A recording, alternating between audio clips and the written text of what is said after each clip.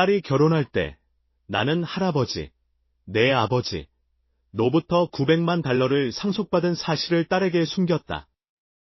감사하게도 아무 말도 하지 않았다. 왜냐하면 결혼식 후에 딸의 남편이 공증인과 함께 나타나 모든 것을 요구했기 때문이다. 그는 자신이 누구를 상대하고 있는지 전혀 몰랐다. 나는 그냥 미소를 지으며 그들의 얼굴을 창백하게 만들고 손을 떨게 만드는 말을 해줬다. 계속하기 전에 채널을 구독하고 댓글로 어디에서 듣고 있는지 알려주세요. 나는 거실 한가운데 서 있었다. 소박한 수시티집 창문으로 겨울의 한기가 스며들고 있었고 클로이가 눈에 불을 켜고 나를 마주했다. 때는 2024년 1월이었고 싸움은 내가 예상치 못한 폭풍처럼 터졌다. 그녀는 가짜 청첩장을 손에 쥐고 있었고 빳빳한 종이가 그녀의 소나기 아래에서 구겨지고 있었다. 아빠가 좋든 싫든 에릭이랑 결혼할 거예요. 그녀는 반항심에 목소리가 갈라지며 소리쳤다. 나는 달아빠진 카페트 위를 서성였고 주먹을 옆구리에 꽉 쥐었다. 어떻게 여기까지 오게 된 걸까? 몇 주 전 어색한 가족 저녁 식사에서 에릭은 나의 옛 엔지니어링 직업을 고풍스럽다고 비웃었고 그 비웃음은 내 피를 끓게 만들었다. 그때는 그녀를 위해 조용히 있었다. 하지만 이제 클로이, 그는 오만하고 자기중심적이야. 지난달에 내 아이디어를 귀엽다고 무시하는 문자를 보냈잖아. 그가 사람들을 어떻게 대하는지 봤어. 그는 너에게 좋은 사람이 아니야. 그녀는 청첩장을 커피 테이블 위로 던졌고 청첩장은 미끄러지며 행복했던 시절의 우리 셋, 나, 클로이, 그리고 돌아가신 엄마의 액자 사진을 넘어뜨렸다. 충격에 유리가 깨졌고 그 날카로운 소리는 내 마음의 균열을 반영했다. 아빠는 그냥 제가 드디어 행복해져서 질투하는 거예요. 엄마가 돌아가신 지 15년이 지났어요. 아빠. 혼자서 저를 키우셨지만 이제 저만의 삶이 필요해요. 에릭은 저를 사랑해요. 그가 호숫가 여행에서 프러포즈한 거 기억하세요? 제발 이 문제에서 빠져주세요. 나는 부엌 테이블 가장자리를 움켜쥐었고 나무에 부딪힌 손가락 관절이 하얗게 변했다. 기억들이 불쑥 밀려들어왔다. 엄마의 사고 후 어린 시절의 클로이가 끝없는 밤 동안 나에게 매달렸던 기억. 그녀의 할아버지인 나의 아버지가 그때 나서서 미주리 강으로 우리를 낚시 여행에 데려가고 아늑한 서재에서 그녀에게 체스를 가르치며 항상 인생에서 사기꾼을 알아보는 방법에 대한 조언을 속삭여 주셨다. 그는 2개월 전에 80세의 나이로 돌아가셨고 그의 영리한 투자로 $900만 엄청난 유산을 나에게 남겼다. 언젠가 클로이에게 말할 계획이었지만 지금 이 급한 약혼으로는 아니, 무언가 이상했다. 클로이, 제발. 나는 더 가까이 다가가며 애원했다. 생각해봐, 그를 만난 지 1년밖에 안 됐잖아. 왜 이렇게 서두르는 거야? 그녀의 얼굴은 분노로 일그러졌고 눈물이 고였다. 사랑하니까요? 그리고 아빠가 저를 지지해줄 수 없다면 결혼식에 오지 마세요. 그녀는 문 옆갈고리에서 코트를 움켜쥐었고 옷감이 마지막 작별 인사처럼 바스락거렸다. 그녀는 눈 내리는 밤으로 뛰쳐나갔다. 텅 빈 집 안으로 문이 쾅 닫히는 소리가 울려 퍼졌다. 나는 안락의자에 주저앉아 바닥에 깨진 사진을 바라보았다. 분노와 슬픔이 뒤섞여 가슴이 조여왔다. 그녀를 키우는 것이 나의 전부였고 그녀의 학교 연극에 참석하기 위해 일찍 은퇴한 후 연금으로 겨우겨우 살아왔었다. 할아버지가 청구서 지불을 도왔고 항상 너의 핏줄을 지켜라, 필립. 가족이 우리가 가진 전부야 라고 말씀하셨다. 그런데 이제 이 에릭이 나타났다. 그의 화려한 부동산 직업과 우리 집을 자신보다 못하다고 여기는 그의 거만한 어머니 케이틀린과 함께 말이다. 나는 사진을 집어들고 깨진 조각들을 털어냈다. 어쩌면 내가 틀렸을 수도 있다. 어쩌면 그는 그저 야심 있는 남자일 수도 있다. 하지만 마음속 깊은 곳에서는 무언가 불안감이 싹트고 있었다. 클로이의 말은 가슴을 찔렀지만 나는 그녀가 덫에 걸리도록 내버려둘 수 없었다. 상속 서류는 변호사의 전화 이후로 손대지 않은 채 내 책상 서랍에 있었다. 아직 그것을 말하지 않았다는 것에 감사했다. 만약 에릭이 알게 된다면? 아니, 그녀의 안전을 위해 당분간은 숨겨둘 것이다. 시간이 흐르면서 집은 더 추워졌다. 아이오와의 겨울을 맞아 용광로는 헛되이 윙윙거렸다. 나는 다시 서성였고 싸움을 되풀이해서 생각하다가 마침내 옆 테이블에 놓인 전화기를 잡았다. 거실의 희미한 불빛 속에서 화면이 빛나고 있었다. 클로이의 번호를 누르자 손에 든 전화기가 무겁게 느껴졌다. 2번 울린 후 그녀가 전화를 받았고 그녀의 목소리는 조심스러웠다. 아빠, 늦었어요. 알아. 나는 가족 사진들이 조용한 증인처럼 걸려있는 벽에 기대어 말했다. 잠이 안 와서. 클로이, 아빠가 과민 반응해서 미안해. 에릭이 너를 행복하게 해준다면 아빠가 결혼식에 갈게. 잠시 침묵이 흐른 후 그녀는 부드럽게 숨을 내쉬었다. 정말요? 아빠, 고마워요. 상처 주려던 건 아니었어요. 그냥 모든 게 너무 빨리 진행되지만 이게 맞아요. 아빠도 보게 될 거예요. 우리는 잠시 이야기를 나누었다. 그녀가 이른 봄에 해동하는 강이 보이는 수시티 시내의 매력적인 홀에 대해 묘사할 때 그녀의 흥분은 전화선을 통해 뿜어져 나왔다. 나는 억지로 목소리에 미소를 담았지만 내면의 의심은 남아 있었다. 전화를 끊은 후 나는 서재로 걸어갔다. 발밑에서 마룻바닥이 삐걱거렸다. 책상 서랍이 속삭이듯 열리면서 변호사로부터 온 봉투가 드러났다. 해럴드 샌더스의 유산, 900만 달러. 나는 그것을 잠금 상자에 봉인하고 벽장 뒤로 밀어 넣었고 마치 타임캡슐처럼 비밀을 품었다. 다음 몇 주는 화해의 일상으로 흐릿해졌다. 2월은 더 온화한 날씨를 가져왔고 교회 거리의 눈은 진창으로 녹아내렸다. 나는 마을 가장자리의 조용한 묘지에 있는 할아버지의 무덤을 찾아갔다. 앙상한 나무들 사이로 바람이 스쳐 지나가는 가운데 나는 비석 옆에 무릎을 꿇었다. 아빠라면 어떻게 해야 할지 아실 텐데 나는 새겨진 날짜들을 손가락으로 더듬으며 중얼거렸다. 1943, 2023. 할아버지는 그 재산을 조용히 쌓았지. 지역 부동산에 투자하면서 나에게 신중함의 가치를 가르쳐 주셨어. 그녀를 지켜줘. 그는 임종 직전에 내 손을 잡고 말했다. 그때 기억들이 나를 덮쳤다. 10살의 클로이가 할아버지가 뒤뜰에서 그네를 밀어줄 때 웃던 모습. 나는 아내가 먼저 세상을 떠나고 혼자 남겨진 채 그녀의 10대 시절 반항기 동안 조언을 얻기 위해 할아버지에게 의지했었다. 집으로 돌아와 나는 그 간극을 메우기 위해 결혼 준비에 온 힘을 쏟았다. 나는 신부 상점에 가서 클로이가 가운을 입고 빙글빙글 도는 것을 지켜보았다. 레이스가 형광등 불빛에 반짝였다. 아름다워 보이는구나. 나는 거울 속에서 어색하게 그녀를 안아주며 말했다. 고마워요, 아빠. 에릭 엄마가 꽃을 도와주고 있어요. 케이틀린은 취향이 정말 좋아요. 클로이는 활짝 웃었지만 나는 케이틀린을 언급할 때 그녀의 미소에 미묘한 긴장이 서려 있다는 것을 알아차렸다. 그리고 나서 서전트 로드 근처의 아늑한 식당에서 점심 식사를 하며 계획을 세웠다. 에릭과 케이틀린이 우리와 합류했다. 그들의 BMW는 우리의 소박한 세단들 밖에 눈에 띄게 주차되어 있었다. 에릭은 내 손을 꽉 잡고 무관심하게 메뉴를 훑어보았다.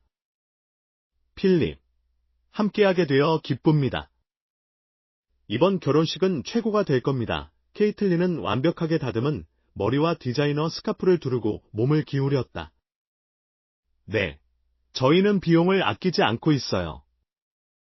클로이는 최고를 받을 자격이 있으니까요. 그녀의 어조에는 우리 가족이 격상되어야 한다는 듯한 우월감이 깔려 있었다. 샌드위치를 먹는 동안 대화는 오갔지만 긴장은 맴돌고 있었다. 나는 케이틀린이 에릭에게 혹시 모르니 혼전 계약서가 모든 것을 포함하도록 해라고 속삭이는 것을 엿들었다. 그는 씩 웃으며 고개를 끄덕였다. 내 포크는 허공에서 멈췄다. 내가 감지한 것이 탐욕이었을까? 클로이는 신혼여행에 대해 신나게 이야기하며 전혀 눈치채지 못했다. 나중에 혼자 차를 몰고 집으로 돌아오는 길에 나는 운전대를 더 세게 움켜쥐었다. 그 말이 나를 괴롭혔다. 나는 시내의 스트림몰에 있는 오랜 친구 변호사 사무실에 들러 상속의 사생활에 대해 아무렇지 않게 물어보았다. 당신이 공개하지 않는 한 완벽하게 보호됩니다. 그는 내게 팸플릿을 건네며 확신시켜 주었다. 하지만 왜 숨기나요? 그냥 조심하는 중이야. 나는 대답하고 그것을 주머니에 넣었다. 3월이 되자 나무에 싹이 돋았고 4월에는 결혼식이 다가왔다. 나는 클로이가 이제 에릭과 함께 사는 작은 아파트에서 답례품을 포장하는 것을 도왔다. 우리가 일하는 동안 거실에는 상자들이 어수선하게 놓여 있었고 포장지가 바스락거렸다. 아빠, 에릭이 정말 많이 도와주고 있어요. 그녀는 리본을 묶으며 말했다. 그는 심지어 우리가 나중에 더 큰 집을 사야 한다고 제안했어요. 나는 고개를 끄덕였지만 내면에서는 경고음이 울렸다. 그의 부동산 배경은 말이 되지만 그 추진력은 계산적으로 느껴졌다. 야심적이구나. 그냥 내가 원하는 것인지 확인해봐. 그녀는 리본을 든 채 멈칫했다. 물론이죠. 왜 아니겠어요. 그날 밤, 에릭이 그들의 집에서 주최한 가족 저녁 식사에서 케이틀린은 자신의 사업 거래를 자랑하며 대화를 독점했다. 에릭은 소유욕이 가득한 팔로 클로이를 감싸고 대화에 끼어들었다. 지역 빵집에서 사온 파이가 디저트로 나왔을 때 대화는 미래로 향했다. 필립, 엔지니어 시절에 저축한 돈이 좀 있겠죠. 에릭은 날카로운 눈으로 아무렇지 않게 말했다. 나는 웃음으로 화제를 돌렸다. 그럭저럭 살 만큼은, 하지만 그의 시선은 머물렀고 케이틀린의 미소는 눈까지 닿지 않았다. 내가 현관에서 손을 흔들며 작별 인사를 할 때 저녁 공기와는 무관한 한기가 나를 덮쳤다. 결혼식은 불과 몇 주 남지 않았고 그들의 태도에서 무언가 문제가 있다는 속삭임이 들렸다. 2024년 3월의 어느 쌀쌀한 오후, 나는 수시티 시내의 결혼식장에 들어섰다. 입구를 장식한 꽃 아치는 기만적인 기쁨의 약속 같았다. 그 가족 저녁 식사에서 느꼈던 불안감이 남아있었고 나는 넥타이를 매만지며 군중을 살필 때 위가 꼬이는 느낌이었다. 손님들은 샹들리에 아래에서 섞여 있었고 그들의 수다는 부드러운 음악과 뒤섞였다. 하지만 나는 방 건너편에서 케이틀린의 날카로운 시선을 포착했다. 그녀는 에릭 옆에 서 있었고 둘 다 과음을 외치는 잘 재단된 옷을 입고 있었다. 식은 정시에 시작되었고 클로이는 내 팔짱을 끼고 통로를 걸어왔다. 그녀의 베일이 살짝 펄럭였다. 그녀는 내 손을 꽉 잡으며 여기 와줘서 고마워요. 아빠라고 속삭였다. 나는 침착한 척 고개를 끄덕였지만 내 마음은 할아버지의 성급한 결혼에 대한 경고로 돌아갔다. 서약이 교환되었고 에릭의 목소리는 흔들림이 없었고 거의 연습한 듯했다. 주례가 그들을 남편과 아내로 선언하자 박수갈채가 터져나왔지만 나는 기계적으로 박수를 치며 에릭이 소유욕이 담긴 키스를 하는 것을 보았다. 그 모습에 나는 이를 악물었다. 피로연 테이블에는 로스트 비프, 으깬 감자, 지역 치즈가 들어간 샐러드 등 중서부의 요리가 가득했다. 나는 친척들에게 인사를 건네며 군중 속을 헤쳐나갔지만 헤드 테이블에 다가갈수록 긴장이 고조되었다. 케이틀린이 야른 미소를 지으며 샴페인 잔을 들고 나를 가로막았다.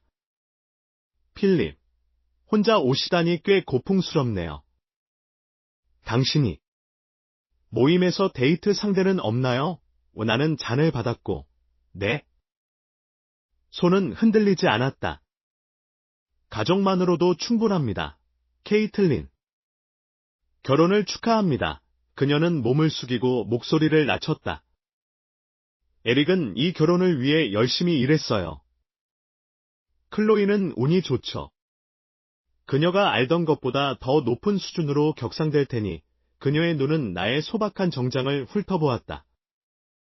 나는 무시했지만 신선한 상처에 소금을 뿌린 것처럼 따가웠다. 에릭이 우리와 합류하며 내 어깨를 너무 세게 두드렸다. 필립, 대단한 참석률이네요. 나중에 축사, 짧게 하세요. 알겠죠? 일정이 빡빡해서 나는 자리를 찾아 물러섰지만 바 근처에서 손님들이 속삭이는 소리를 엿들었다. 그녀는 확실히 신분 상승 결혼을 하는군. 아빠는 착하지만 그들의 집을 봐 내 뺨에 열이 올랐다. 클로이는 에릭과 춤을 추며 웃고 있었지만 가끔 나를 힐끔거리며 안심을 구하는 듯했다. 축사는 저녁 식사 후에 있었다. 나는 잔을 들고 일어섰고 심장이 쿵쾅거렸다. 클로이와 에릭에게 그들의 삶이 클로이가 받을 자격이 있는 사랑과 존경으로 가득하길 바랍니다. 그녀는 나의 세상이고 너희가 그녀를 그렇게 소중히 여길 것이라고 믿는다. 동의하는 속삭임이 이어졌지만 에릭은 마이크에 대고 낄낄거렸다. 고마워요. 필, 그 감정은 이해합니다. 그리고 제 거래가 곧 마무리될 예정이니 우리는 소중히 여길 것이 많을 겁니다. 집, 여행, 뭐든지요. 더 이상 근근히 살지 않아도 됩니다. 웃음이 퍼졌지만 나의 소박한 삶에 대한 가려진 모욕처럼 느껴졌다. 케이틀린이 자리에서 덧붙였다. 정말, 발전이 전부죠. 클로이는 나에게 미안한 눈빛을 보냈지만 개입하지 않았다. 나는 테이블 밑에 주먹을 쥐고 앉아서 조용히 경계를 늦추지 않겠다고 다짐했다. 이것은 단순한 오만이 아니었다. 계산된 분노였다. 밤이 깊어질수록 우리는 케이크를 잘랐다. 정교한 아이싱을 한 거대한 케이크는 내 안에서 솟아오르는 쓰라린 감정과 대비되었다. 나는 잠시 클로이와 춤을 추었고 그녀는 내 어깨에 머리를 기댔다. 아빠, 신경 쓰지 마세요. 그들은 그냥 신나서 그래요. 정확히 무엇에 대해 신나 있는 걸까? 나는 그녀를 부드럽게 돌리며 조용히 물었다. 그녀는 망설이다가 미소 지었다. 우리 미래요? 밝아요. 하지만 밴드가 계속 연주하는 동안 나는 에릭이 케이틀린에게 무언가를 속삭이는 것을 보았다. 그들은 머리를 맞대고 활발하게 몸짓을 하고 있었다. 그들은 무엇을 꾸미고 있었을까? 반전은 부케 던지기 동안 일어났다. 에릭은 멋지게 부케를 던졌고 그것은 환호하는 그의 동료들 무리 근처에 떨어졌다. 한 명이 큰 소리로 농담했다. 다음은 상속의 동거러. 에릭은 웃어넘겼지만 그의 눈은 1초 동안 나와 마주쳤다. 날카롭고 아는 척하는 눈빛이었다. 그가 할아버지의 유산에 대해 뭔가 의심하는 걸까? 내 맥박이 빨라졌다. 내가 그것을 숨겨놓았다는 것에 감사했다. 저녁은 작별 인사로 마무리되었다. 클로이가 밖에서 나를 꼭 안아주었고 봄바람은 비의 냄새를 실어 날랐다. 사랑해요, 아빠. 신혼여행 잘 다녀올게요. 곧 다시 이야기해요. 나는 그들의 차가 멀어지는 것을 지켜보았고 미등이 밤속으로 사라지면서 걱정의 매듭이 조여왔다. 그녀의 새로운 삶에는 무엇이 기다리고 있을까? 일주일 후, 내 거실의 고요함 속에서 전화벨이 날카롭게 울리며 책을 읽던 나를 놀라게 했다. 3월 말이었고 클로이로부터 온 불안한 문자들로 하루하루가 길게 느껴졌다. 정착에 대한 짧은 업데이트뿐이었다. 깊은 내용은 없었다. 그녀의 이름이 화면에 번쩍였고 나는 재빨리 전화를 받았다. 클로이, 괜찮아. 그녀의 목소리는 흐느낌으로 끊겼다. 아빠, 제발 저 좀 데리러 와주세요. 여기 더 이상 못 있겠어요. 모든 게 잘못됐어요. 내 심장이 쿵 떨어졌다. 무슨 일이야? 에릭은. 그냥 와주세요. 짐 챙겨서 밖에 있어요. 빨리요. 그녀는 전화를 끊었고 나는 멍하니 전화를 바라보았다. 머릿속이 복잡해졌다. 나는 벽에 걸린 열쇠를 잡고 코트를 반쯤 걸친 채 차로 달려갔다. 차가 진입로를 벗어나자 엔진이 굉음을 냈고 익숙한 수시티 거리가 가로등 아래에서 흐릿해졌다. 비가 아뷰리에 부딪히기 시작했고 내 안의 폭풍을 반영하는 듯했다. 그가 무슨 짓을 한 거지? 결혼식의 기쁨과 그녀의 빛나는 미소의 기억이 이 악몽과 충돌했다. 나는 매일 문자로 안부를 확인했지만 그녀의 답장이 점점 짧아지는 것을 감지했다. 하지만 그녀는 나의 걱정을 무시했었다. 15분 후, 나는 부유한 교회의 그들의 거리로 접어들었다. 헤드라이트는 보슬비를 뚫고 나아갔다. 클로이는 현관에 서 있었고 발치에는 2개의 여행 가방이 놓여 있었다. 머리카락은 얼굴에 달라붙어 있었고 어깨는 떨리고 있었다. 집안은 불이 꺼져 있었고 어둡고 텅 비어 있었다. 나는 차에서 뛰어내렸고 비가 내 셔츠를 적셨다. 클로이, 차에 타, 짐부터 싣자. 그녀는 내게 팔을 던져 내 어깨에 얼굴을 묻었다. 아빠, 고마워요. 그들은 집에 없어요. 엄마랑 같이 나갔을 거예요. 어떤 계략이든 축하하고 있겠죠. 나는 여행 가방을 트렁크에 실었고 쿵 하는 소리가 나의 결심을 반영했다. 무슨 일인지 말해줘. 그가 너를 다치게 했니? 그녀는 조수석에 앉아 소매로 눈물을 닦았다. 육체적으로는 아니지만 심각해요. 그냥 가요. 여기서 벗어나야겠어요. 나는 차에 시동을 걸고 천천히 출발했다. 와이퍼가 규칙적으로 흔들렸다. 교회는 우리 뒤로 사라졌고 내 집으로 돌아가는 더 조용한 도로들이 그 자리를 대신했다. 처음부터 말해줘. 무슨 일이든 우리가 해결할 거야. 그녀는 떨리는 숨을 들이마시며 문 손잡이를 꽉 잡았다. 신혼여행 이야기가 무산된 후에 그는 일이 너무 바쁘다고 했어요. 우리는 다투었죠. 그러다가 어제 제가 서류들을 발견했어요. 이혼 서류요, 아빠. 그의 서랍에 숨겨져 있었고 다른 여자에게 보낸 문자들도 있었어요. 그는 이걸 계획하고 있었어요. 나는 핸들을 더 꽉 잡았고 분노가 치솟았지만 목소리를 평온하게 유지했다. 벌써 이혼해. 바람까지 피웠다고. 눈물이 그녀의 얼굴을 타고 흘러내렸다. 더 나쁜 건 그가 케이틀린과 전화하면서 자산을 확보하는 것에 대해 언급했어요. 아빠, 혹시 할아버지가 남기신 것과 관련이 있나요? 아빠는 유언장에 대해 한 번도 말씀하신 적이 없잖아요. 나는 고개를 저으며 그녀를 안심시키려 했다. 아직 말할 건 없어. 클로이, 먼저 네가 이 상황에서 벗어나는 것에 집중하자. 마치 아빠나 할아버지로부터 돈을 기대하는 것처럼요. 제가 그에게 따지자. 그는 웃었어요. 제가 순진하다고, 이 결혼은 저에게 신분 상승의 기회라고 말했어요. 하지만 이제는 가치가 없대요. 그 반전은 나에게 깊은 충격을 주었다. 단순한 배신이 아니라 계획된 탐욕이었다. 나는 그녀에게 글러브 박스에서 휴지를 건넸고 우리의 손가락이 스쳤다. 왜 지금이야? 무엇이 바뀌었어? 그녀는 눈을 닦으며 목소리를 떨었다.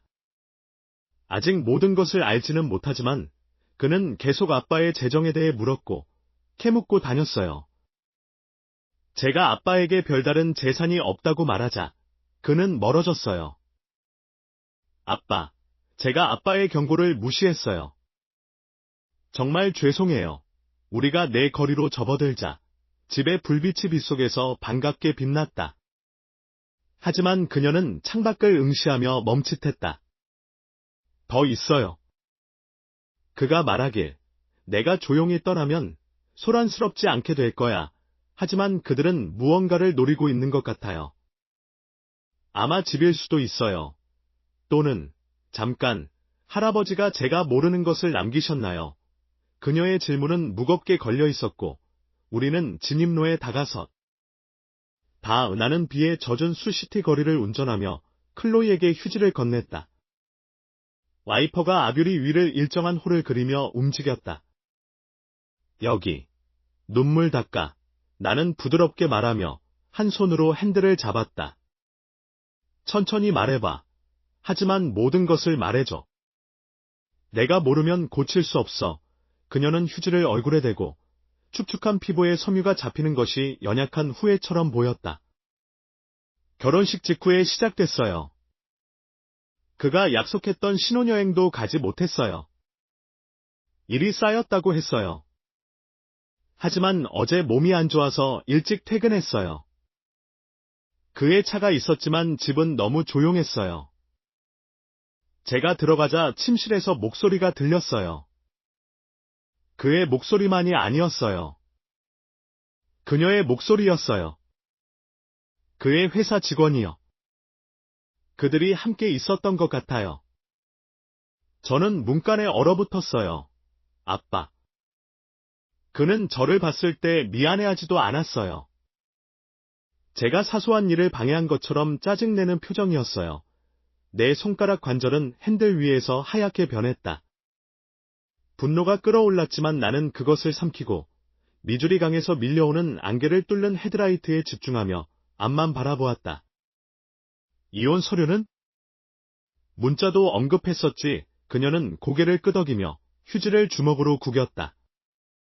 제가 그에게 따지자 그는 저에게 서류를 밀어붙이며 조용히 빨리 서명해라고 했어요. 하지만 제가 먼저 그의 휴대폰을 잡았어요. 그녀에게 보낸 문자는 몇 달 전부터 있었고 케이틀린에게도 보냈어요. 자산과 가족 재산을 어떻게 확보할지에 대해 공모하고 있었어요. 그는 계속 할아버지의 유언장에 대해 캐물으며 아빠가 무언가를 숨겼는지 물었어요. 저는 아무것도 없다고 말했지만 그는 웃었어요. 제가 눈이 멀었다고 했어요. 아빠, 처음부터 아빠 말을 들었어야 했는데. 저녁 식사에서 아빠의 경고. 저는 그를 변호했지만 마음속 깊은 곳에서는 결혼 전에 무시했던 그 문자처럼 위험 신호를 봤었어요. 친구에게 돈 많은 집안에 장가간다고 농담하는 거요. 저는 해롭지 않다고 생각했어요.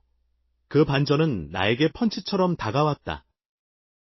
단순히 불륜이 아니라 내가 숨겨둔 상속을 노린 계산된 사냥이었다. 나는 그녀를 힐끗 보았고 그녀의 지친 눈에 내가 키웠던 어린 소녀가 비쳤다. 할아버지의 무덤 앞에서 무릎 꿇고 그가 우리를 보호했듯이 나도 그녀를 보호하겠다고 맹세했던 기억이 떠올랐다. 그녀의 어머니가 돌아가신 후 힘들었던 몇 년 동안 내 어깨를 잡아주던 그의 손이 떠올랐다. 클로이, 이건 내 잘못이 아니야. 그가 기만자야. 우리가 해결할 거야. 변호사든 뭐든 다 할 거야. 이제 너는 안전해. 그녀는 결혼 반지를 빼서 컵 홀더에 떨어뜨렸고 부드러운 딸랑 소리가 났다. 저 너무 바보 같아요. 독립, 사랑, 모든 것에 서둘렀는데 다 거짓말이었어요. 우리는 내 거리로 접어들었고 익숙한 집들이 쏟아지는 빗 속에서 흐릿해졌다. 나는 진입로에 차를 세우고 엔진을 껐다. 들어와. 자리 잡고 더 이야기하자. 그녀가 짐을 챙기는 동안 멀리서 천둥이 아닌 다가오는 차의 굉음이 울렸다. 헤드라이트는 비를 뚫고 비난하는 비처럼 다가왔다. 차는 연석에서 끽 소리를 내며 멈췄고 타이어 아래에서 자갈이 튀었다. 에릭이 차에서 뛰어내렸고 가로등의 거친 빛 아래에서 그의 얼굴은 분노로 일그러져 있었다. 이제 4월 초였고 내가 클로이를 집에 데려온 지 몇 시간밖에 지나지 않았다.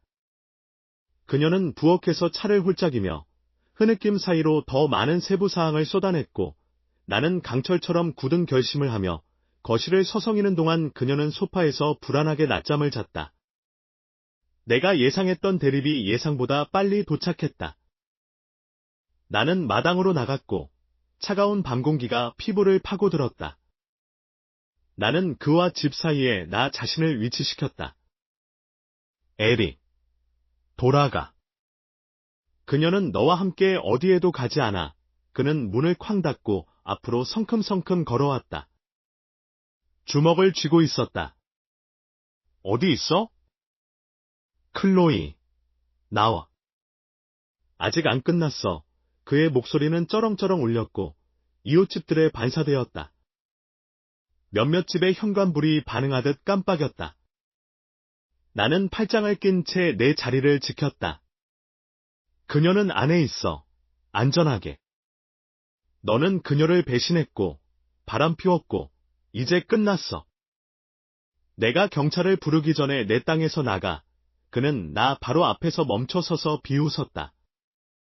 머리에서 비가 뚝뚝 떨어졌다. 무엇으로부터 안전해? 그녀 자신의 선택으로부터? 그녀가 이 결혼에 서명했어. 그리고 당신이 가진 무엇이든 숨겨놓았겠지. 케이틀린은 인맥이 있어. 우리가 이걸 질질 끌 거야. 우리 것을 가져갈 거라고.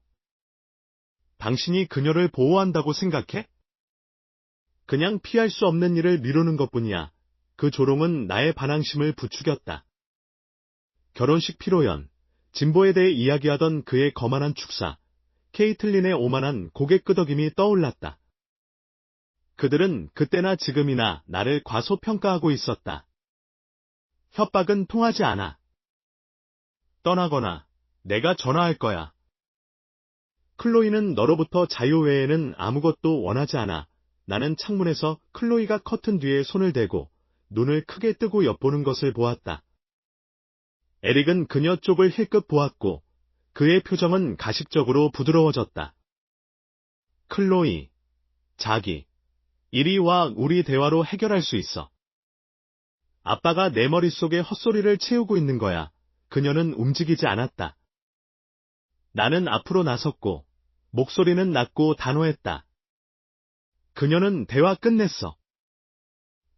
그는 잠시 더 머뭇거렸고 그가 비웃을 때 반전이 찾아왔다. 좋아. 하지만 그 노인의 돈에 대해 당신이 생각하는 것보다 더 많이 알고 있어. 케이틀린이 이미 착수했어. 당신은 이걸 후회하게 될 거야. 그는 발꿈치를 돌려 금속성 삐걱거리는 소리를 내며 차 문을 열고 급히 출발했다. 미등은 밤속으로 사라졌다. 나는 천천히 숨을 내쉬었고 비가 내리는 소리를 제외하고는 마당은 다시 조용해졌다. 안으로 들어가면서 현관문을 잠그고 나는 복도에 서서 자신을 팔로 감싸고 있는 클로이에게 돌아섰다. 이제 그는 갔어. 이혼 서류를 정리하자. 내일 아침 제일 먼저 변호사를 구할 거야. 그녀는 고개를 끄덕이며 주방 테이블의 의자에 앉아 가져온 폴더를 펼쳤다. 좋아요. 하지만 아빠, 그가 정말 상속에 대해 안다면 어떡해요? 계획이 필요해요. 다음 날, 아침 햇살이 주방 블라인드를 통해 쏟아져 들어왔고 클로이와 내가 뜨거운 커피잔을 앞에 두고 앉아있는 테이블에 줄무늬 그림자를 드리웠다.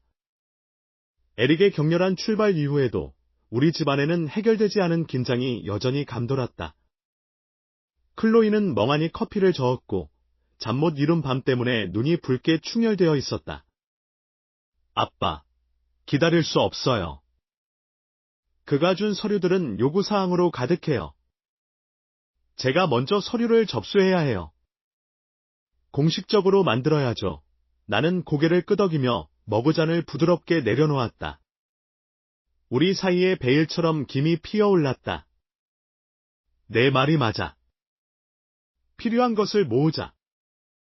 결혼증명서, 신분증, 공동계좌 등 시내 변호사 사무실까지 운전해 줄게. 내 오랜 친구야. 믿을 수 있지. 우리는 함께 일어나 목적 있는 발걸음으로 집안을 돌아다녔다. 나는 복도 벽장을 열고 중요한 서류 상자를 뒤적였다. 내 손가락은 그녀의 출생증명서와 우리의 옛가족 사진에 바랜 가장자리를 스쳤다. 클로이가 내 옆에 와서 테이블 위에 서류들을 쌓았다. 그녀의 운전면허증, 몇 주 전 우리가 서명했던 결혼증명서, 이제는 쓰라린 유물이 되어버린 것들. 그녀는 피로연에서 찍은 스냅 사진 위에서 멈칫했다. 가운을 입은 그녀 옆에서 이를 드러내고 웃는 에리. 그녀의 손이 살짝 떨리기 전에 사진을 집어넣었다. 제가 얼마나 눈이 멀었는지 믿을 수가 없네요. 하지만 더 이상은 아니에요. 우리는 모든 것을 폴더에 담았고, 페이지들은 마른 나뭇잎처럼 바스락거렸다.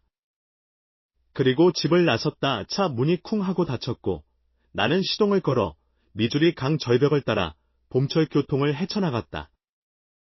클로이는 창밖을 응시했고, 싹을 틔우는 나무들이 흐릿하게 지나갔다. 만약 그가 더럽게 싸우면 어떡해? 어젯밤 문자에서도 다시 자산을 언급했어요.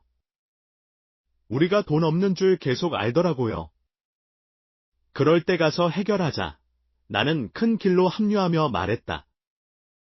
포장도로 위를 굴러가는 타이어 소리가 나의 생각을 안정시켜 주었다.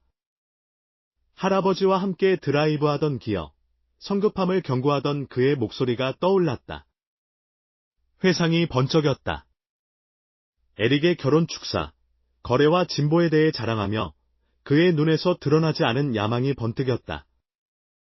그때는 그냥 넘겼지만 이제는 나의 피로를 더했다.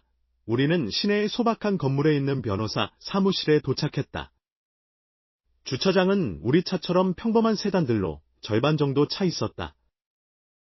대기실 안에서는 신선한 커피와 오래된 서류 냄새가 났다. 접수원은 우리에게 짐의 어수선한 책상으로 오라고 손짓했다. 폴더와 반쯤 먹다 남은 도넛이 쌓여 있었다. 짐은 60대의 대머리 남자로 철사태 안경을 쓰고 일어서서 악수를 청했다. 필립, 클로이, 어려운 상황이군요. 하지만 해결될 겁니다. 앉으세요. 우리는 낡은 의자에 앉아 서류들을 그의 책상 위에 펼쳤다. 짐은 서류들을 넘기며 펜으로 규칙적으로 두드렸다. 내가 설명한 바에 따르면 이혼 사유는 불륜이군. 문자가 증거로 있으니 좋아. 오늘 해소를 신청할 거야. 비합의 이혼을 목표로 하되 반발에 대비해 클로이는 몸을 앞으로 숙이며 단호하게 말했다.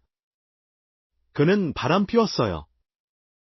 모든 것에 대해 거짓말했어요. 깔끔하게 끝내고 싶어요. 위자료 싸움 같은 건 없게. 짐은 고개를 끄덕이며 서랍에서 양식들을 꺼냈다. 현명하군. 여기에 서명해. 저기에는 이니셜을. 법원에 청원서를 제출할 거야. 몇 주 후에 공판이 열릴 거야. 우리가 일하는 동안 내 휴대폰이 책상 위에서 끈질기게 진동했다. 에릭의 이름이 번쩍였다. 나는 클로이를 힐끗 보았고 그녀는 어깨를 움츠리며 긴장했다. 받아.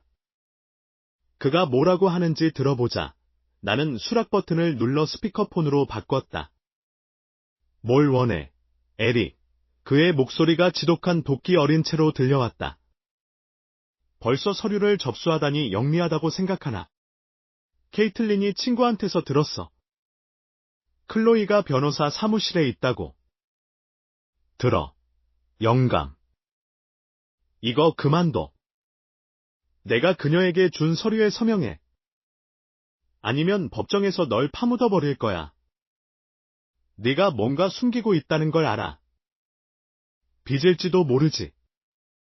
우리가 다 폭로할 거야. 클로이의 눈이 번뜩였다. 뭘 폭로해? 내 불륜. 해봐. 에릭. 내 협박은 이제 지긋지긋해. 그는 짧고 거칠게 웃었다. 큰 소리 치는군.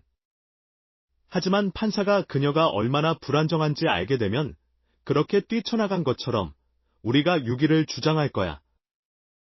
그리고 자산은? 우리가 집, 차, 네가 가진 모든 것을 가져갈 거야. 케이틀린은 인맥이 있어. 짐은 침착하게 입모양으로 녹음해라고 말했다. 나는 침착함을 유지했다.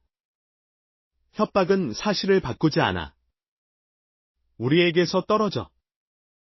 나는 전화를 끊었고 삐 소리와 함께 연결이 끊겼다.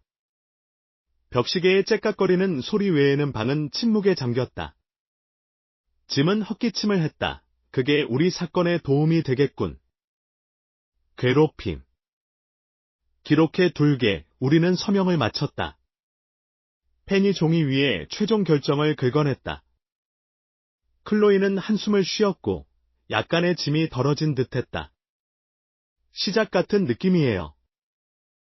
차에 다시 앉아 비교적 한산한 길을 따라 집으로 운전하며 그의 말을 되새겼다. 뭔가 숨기고 있다. 그는 캐묻고 있었지만 거의 근접했다. 옷장 안에 잠금 상자에 있는 상속재산이 손대지 않은 채 있다는 것에 감사했다. 우리가 진입로에 차를 세우자 내 휴대폰이 다시 울렸다. 에릭에게 온 메시지였다. 고소하면 우리가 이길 거야. 내게 무슨 일이 닥칠지 전혀 모를 거야. 나는 화면을 응시했다. 그 글자들은 도전처럼 빛났고 내 마음은 이미 더 깊은 보호를 위해 움직이고 있었다. 며칠 후 내가 거실을 서성이는 동안 전화벨이 다시 울렸다. 오후 햇살이 창문을 통해 낡은 양탄자에 비스듬히 비쳤다. 우리는 일주일을 불안정한 상태로 보냈다. 클로이는 다시 직장으로 돌아갔고 나는 밤늦게까지 온라인에서 이혼의 기본사항을 조사했다. 화면의 푸른빛은 내 얼굴에 결단력의 흔적을 새겼다. 내가 전화를 받자 에릭의 목소리가 거만하고 증폭되어 터져나왔다. 필립, 들었어야 했어. 나는 돈으로 살 수 있는 최고의 변호사들을 고용했어. 오마하에서 최고 로펌이야.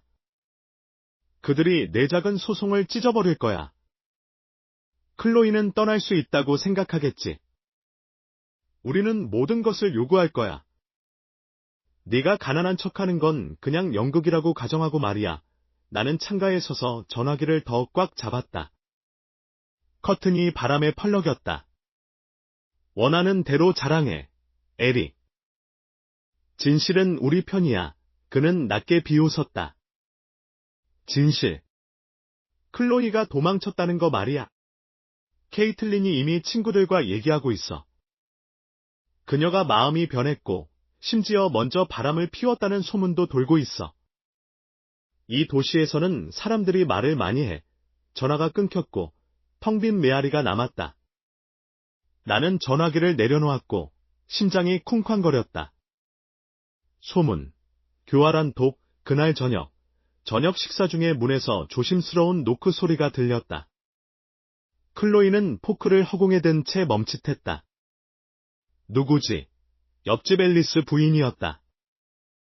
회색 머리를 뒤로 묶고 평화의 제물처럼 캐서롤 접시를 들고 있었다.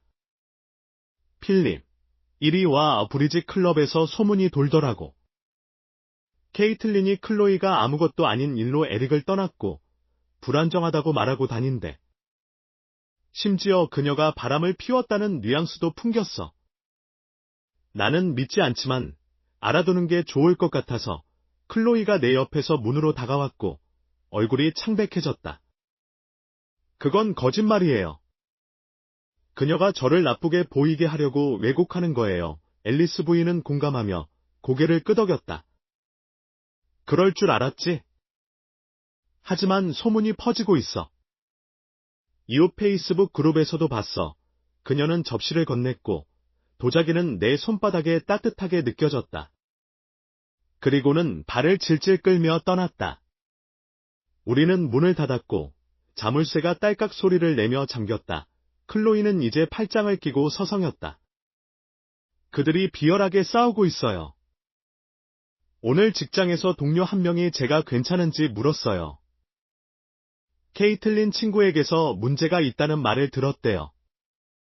우리도 반격해야 해요. 나는 고개를 끄덕이며 서재로 갔고 컴퓨터가 윙윙거리며 켜졌다. 동의해. 내가 가진 것을 사용할 때가 왔어. 손가락이 키보드 위를 날아다녔다. 나는 수시티의 사설 탐정을 검색했다. 결혼 분쟁 전문의 신중한 탐정. 한 이름이 떴다.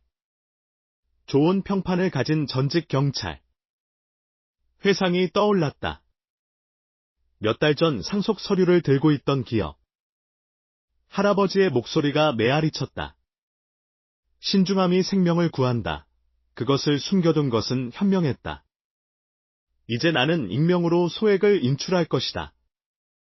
클로이가 내 어깨 너머로 엿보았다. 에릭을 파헤칠 탐정인가요? 그래. 그의 불륜 증거. 어떤 재정적 계략이라도. 우리가 판세를 뒤집을 거야. 나는 전화번호를 눌러 다음 날 시내의 조용한 커피숍에서 만날 약속을 잡았다. 우리가 이야기하는 동안 익명의 문자가 울렸다. 그녀가 바람 피운 사람. 이야.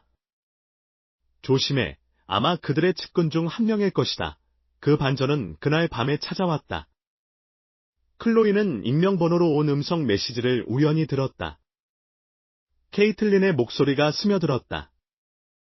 필립에게 그들이 물러서지 않으면 가족의 비밀을 폭로할 거라고 말해. 그 노인의 유언장에 더 많은 것이 있다는 걸 알아. 그녀는 나에게 그것을 들려주었다. 목소리는 떨렸지만 손은 흔들리지 않았다. 그들은 필사적이야. 나는 그것을 삭제했지만 그들의 허세 밑에 깔린 두려움을 알아차렸다.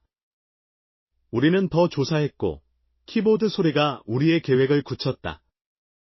아침까지 나는 별도의 계좌에서 착수금을 송금했다. 거래는 눈에 띄지 않았다. 내가 탐정의 약속을 확정하는 동안 법원 통지가 우편으로 도착했다. 예비 심리가 잡혔다. 흐름이 바뀌고 있었고 나의 숨겨진 힘이 드러날 준비가 되어 있었다. 4월 말 나는 수시티의 내 서재의 희미한 불빛 속에 있었다. 내가 너무 세게 쥐고 있던 법원 통지서가 손 안에서 살짝 구겨져 있었다. 예비 심리는 다음 달로 잡혔고 똑딱거리는 시계는 방 안의 모든 그림자를 증폭시켰다. 나는 서류를 옷장에서 꺼낸 잠금 상자 옆에 놓았다. 금속 가장자리가 내 손가락 아래에서 차갑게 느껴졌다. 안에는 상속 문서, 900만 달러, 할아버지의 유산이 예비 무기처럼 숨겨져 있었다.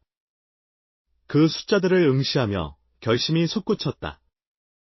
이제는 그것을 신중하게 휘두를 때였다. 비밀을 방패와 검으로 바꾸는 때 나는 전화기를 들고 온라인으로 조사했던 엘리트 변호사의 번호를 눌렀다. 가족 분쟁과 자산 보호를 전문으로 하는 변호사였다. 2번 울린 후 전화가 연결되었다. 샌더스 씨, 엘레나 바스케스입니다. 무엇을 도와드릴까요? 그녀의 목소리는 깔끔하고 전문적이었다.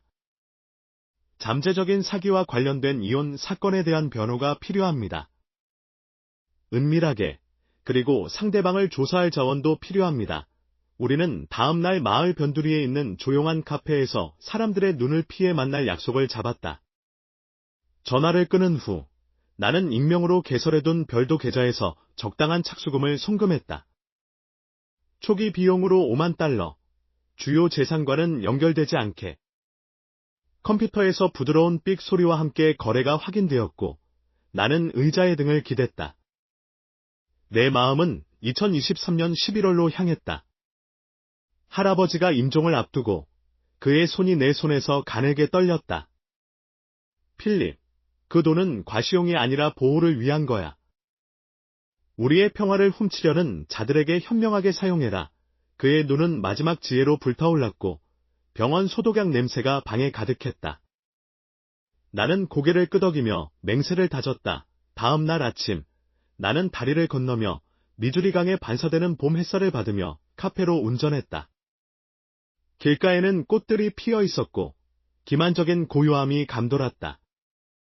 아내는 엘레나가 구석 부스에서 기다리고 있었다. 그녀의 검은 머리는 뒤로 묶여 있었고 태블릿 앞에 펼쳐져 있었다. 우리는 악수를 했고 나는 초기 서류 폴더를 그녀에게 밀어보냈다. 에릭은 존재하지 않는다고 생각하는 자산을 요구하고 있어요. 하지만 더 있어요. 소문, 협박. 탐정을 고용해서 더 깊이 파고들고 싶어요. 그녀는 페이지들을 훑어보며 천천히 고개를 끄덕였다. 현명하군요. 좋은 사람을 알아요. 전직 FBI 요원으로 금융추적에 특화되어 있죠. 모든 부당한 행위를 밝혀낼 겁니다. 우리의 대화는 속삭임으로 이어졌고, 그녀는 전략, 정신적 고통에 대한 반소, 그의 요구를 무효화하기 위한 불륜 증거를 설명했다. 나는 탐정을 위한 또 다른 송금을 승인했고, 그 금액은 디지털 공간으로 사라졌다. 몇 주 동안은 일상이 흐릿하게 지나갔다. 나는 머리를 식히기 위해 강변을 따라 산책을 했고, 물의 꾸준한 흐름은 은밀한 진정과 함께 쌓여가는 나의 인내심을 반영했다. 클로이는 나와 함께 지냈고, 그녀의 직업은 우리가 소식을 기다리는 동안 안정감을 주었다. 5월 초 어느 오후, 탐정인 덩치 큰 레이에스라는 남자가 시내의 그늘진 공원 벤치에서 나를 만났다. 그는 노란 봉투를 건넸고, 봉투의 봉인이 희미한 소리를 내며 찢어졌다. 사진, 타임스탬프, 에릭과 수상한 공증인들의 만남, 자산 이전을 시사하는 소급된 문서, 그리고 케이틀린에 연루된 은행 기록은 뇌물을 보여주었다. 나는 이미지들을 훑어보았다. 에릭이 희미하게 조명된 사무실에서 비웃는 공증인과 서류에 서명하는 모습. 반전이 나를 사로잡았다. 한 사진에는 그가 샌더스 유산문이라고 적힌 파일을 힐끗 보는 모습이 있었다. 그들은 내가 생각했던 것보다 더 가까이 할아버지의 유언장을 찾기 위해 공공기록을 캐고 있었다. 이것은 금쪽 같군. 나는 중얼거렸다. 레이에스는 으르렁거렸다. 법정에서 위조를 폭로할 만큼 충분하군. 하지만 조용히 해. 그들에게 눈치채게 하지 마. 엘레나는 다음 사무실 회의에서 모든 것을 검토했다. 그녀의 책상 위에는 보고서 더미가 요새처럼 쌓여 있었다. 이것은 심리를 위해 보류할 겁니다. 그들이 먼저 과도하게 나서도록 두죠. 나는 더 많은 자금을 승인했고, 나머지 수백만 달러는 다시 잠가 두었다. 폭풍 속에서 상징적인 자제 행위였다. 심리가 다가오자 나는 예비 공판을 위해 법원으로 운전했다. 건물 석재 외관이 모여드는 구름 아래에서 솟아 있었다. 클로이가 나와 함께 차에 탔고 그녀의 손이 내 팔에 놓였다. 준비됐어요. 아빠, 우리는 주차하고 계단을 올라갔다. 내 서류 가방 안의 파일들의 무게는 재판의 약속처럼 느껴졌다. 복도 안에서는 발소리가 울려 퍼졌고 법정 문으로 우리를 이끌었다. 안에서는 목소리가 웅성거렸다. 나무 판자로 된 법원에 들어서자 초여름 햇살이 높은 창문을 통해 스며들어왔다. 결혼식 이후로 1년이 넘는 시간이 흘렀다. 몇 달간의 증언, 에릭 측의 지연, 그리고 우리의 조용한 증거 축적이 있었다.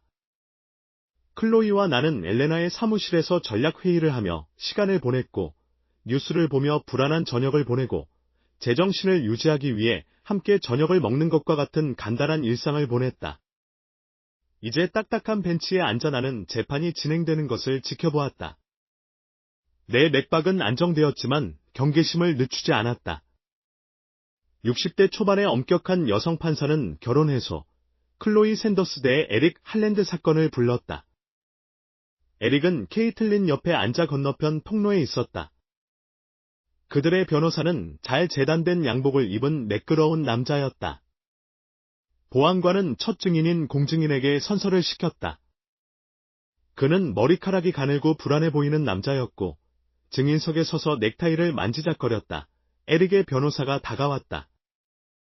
목소리는 부드럽고 캐묻는 듯했다. 클레인 씨, 할랜드 씨를 위해 공증한 문서에 대해 설명해 주시겠습니까? 클레인은 에릭을 힐끗 보며 헛기침을 했다. 재산 이전 계약서였습니다. 할랜드 씨와 그의 아내가 서명했으며 그에게 가족 자산에 대한 권리를 부여했습니다. 신원을 확인하고 공식적으로 도장을 찍었습니다. 드문드문 앉아있는 청중, 친척들, 몇몇 이웃들 사이에서 웅성거림이 퍼졌다. 클로이는 내 옆에서 긴장하며 속삭였다. 그건 위조된 거예요. 저는 그런 것에 서명한 적이 없어요. 엘레나는 증인석의 시선을 고정하며 그녀의 손을 토닥였다. 반대 신문이 신속하게 이루어졌다. 엘레나가 일어섰고 그녀의 굽이 바닥에 딸깍거렸다. 클레인 씨, 이 문서는 결혼 전에 작성되었지만 기록에 따르면 당신은 그때 면허가 없었습니다. 설명해 주시겠습니까? 그는 몸을 뒤척였고 이마에 땀이 맺혔다. 착오가 있었나? 봅니다. 저는 서명을 분명히 기억합니다. 엘레나는 사진을 내밀며 압박했다. 우리 탐정들이 타임스탬프를 찾았습니다. 이것은 당신이 며칠 전 할랜드 부인으로부터 현금을 받는 모습입니다.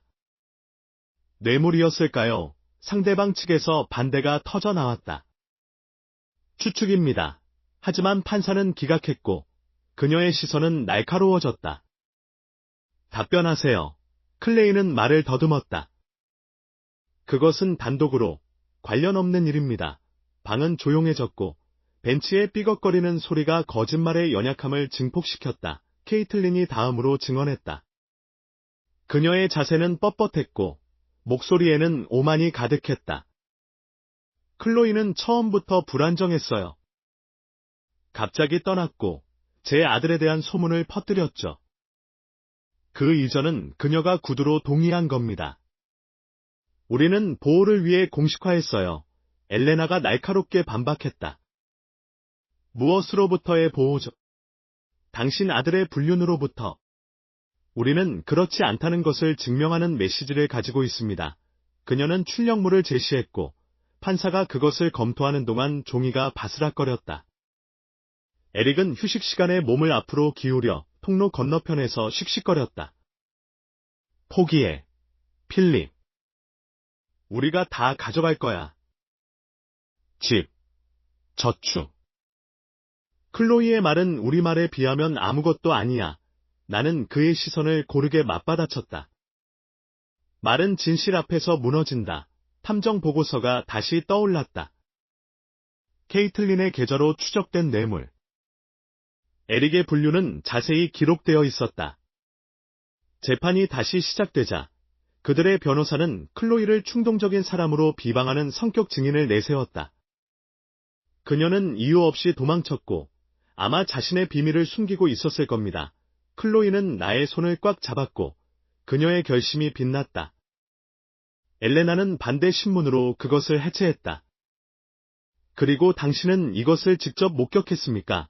아니면 할랜드 씨에게서 들었습니까? 반전은 증언 도중에 일어났다. 클레인이 회상하다가 반대 신문에서 흔들렸다. 엘레나는 우리 탐정이 합법적으로 입수한 녹음된 자백을 제시했다.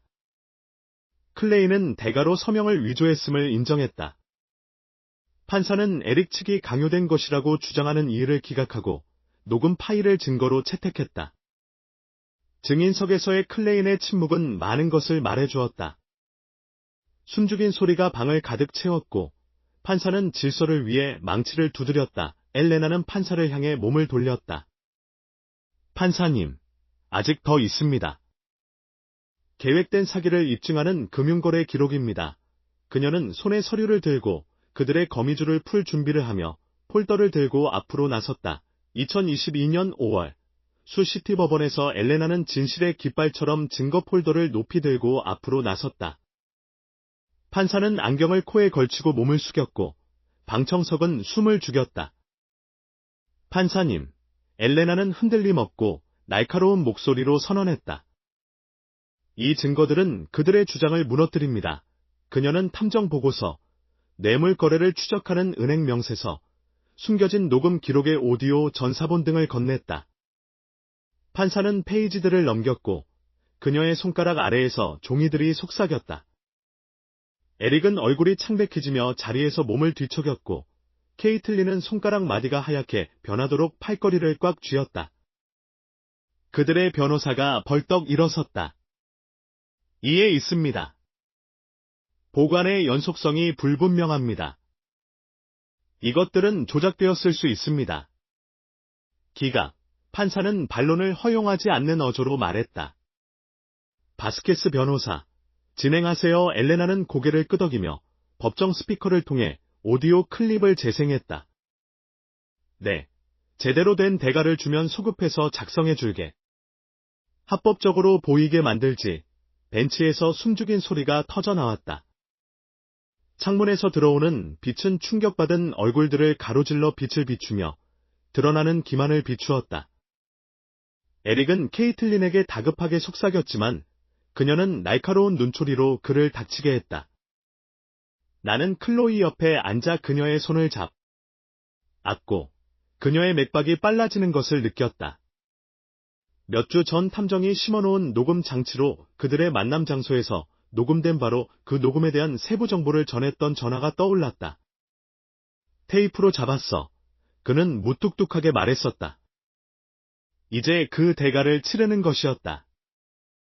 판사는 펜을 규칙적으로 두드리며 잠시 멈췄다. 이 증거는 위증과 사기를 암시합니다. 재산 이전은 무효이며 기록에서 삭제됩니다. 그녀는 증인석에 있는 클레인을 향해 몸을 돌렸다. 앞서 증언을 번복하셨습니다. 설명하세요. 그는 눈을 이리저리 굴리며 중얼거렸다. 그건 실수였습니다. 그들이 저에게 압력을 넣었습니다. 에릭 측에서 항의가 터져나왔고 그의 변호사는 가볍게 테이블을 내리쳤다. 이것은 함정입니다. 재판 무효를 요구합니다. 기각합니다. 판사는 강조하듯 망치를 한 번 내리쳤다. 게다가 저는 할랜드 씨, 할랜드 부인, 그리고 클레인 씨에 대해 위조 및 뇌물 혐의로 지방검찰청에 회부할 것입니다. 케이틀린이 갑자기 일어섰다. 이럴 수 없어요. 우리에게는 이유가 있었어요. 그들의 불안정으로부터의 보호였어요. 엘레나는 재빠르게 반박했다. 탐욕과 같은 이유 말이죠. 당신의 금융거래 기록은 계획을 보여줍니다. 존재한다고 가정한 자산을 캐물었죠. 그녀는 더 많은 증거를 내놓았다. 결혼 전 날짜가 찍힌 공증인 계획을 꾸민 이메일들.